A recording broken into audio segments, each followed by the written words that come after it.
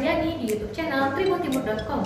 Pada akhir pekan ini, kompetisi Liga 1 2019 pekan ke-23 menyuguhkan laga yang menarik.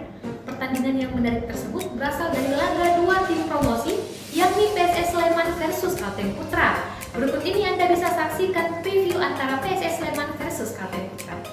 PSS Sleman akan menjamu Kalteng Putra pada lanjutan Liga 1 2019 di kandangnya Stadion Maguwa Harjo, Sleman, Jumat 18 Oktober 2019 pukul 15:30 waktu Indonesia Barat.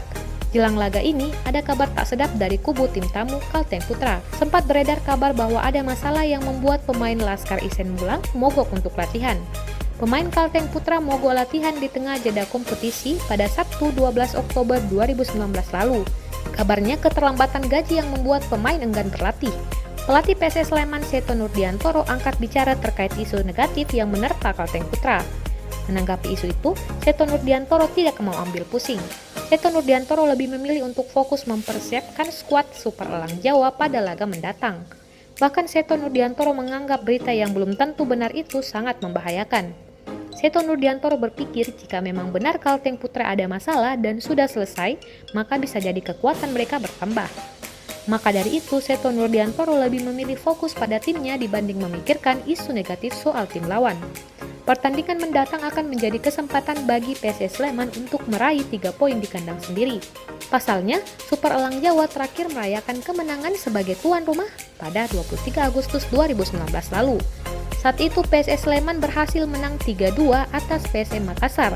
Setelah itu hasil pertandingan PSS Sleman di kandang tidak memuaskan, seperti saat melawan Persipura Jayapura dan Madura United yang berakhir imbang. Diberitakan sebelumnya Seto Nurdiantoro kini bertekad untuk memperbaiki catatan buruk di kandang. Diketahui dari 10 pertandingan Liga 1 2019 di kandang, Super Elang Jawa baru meraih 15 poin. Sementara itu, Kapten Kalteng Putra Gede Sukadana atau pelatih Gomez de Oliveira masih enggan memikirkan jawaban soal konflik internal itu. Gede Sukadana saat dikonfirmasi terkait aksi mogok latihan itu memilih irit bicara. Kalteng Putra saat ini berada di zona degradasi, tepatnya di urutan 17 atau 2 terbawah dengan 20 poin. Itu merupakan imbas dari 6 laga terakhir tanpa kemenangan. Tim Kalteng Putra tampak goyah. Hal itu ditandai dengan hengkangnya 2 pilar asing yakni Yogo Campos ke Persebaya dan Hidepo Gustavo yang pindah ke Bayangkara FC. Padahal, 2 pemain ini menjadi salah satu kunci ketajaman lini serang Kalteng Putra. Nah guys, itu dia tadi preview pertandingan PSS Sleman versus Kalteng Putra. Nah buat kalian jangan lupa like, subscribe, dan komen di YouTube channel tribuntimur.com untuk terus mengetahui informasi terkait preview selanjutnya.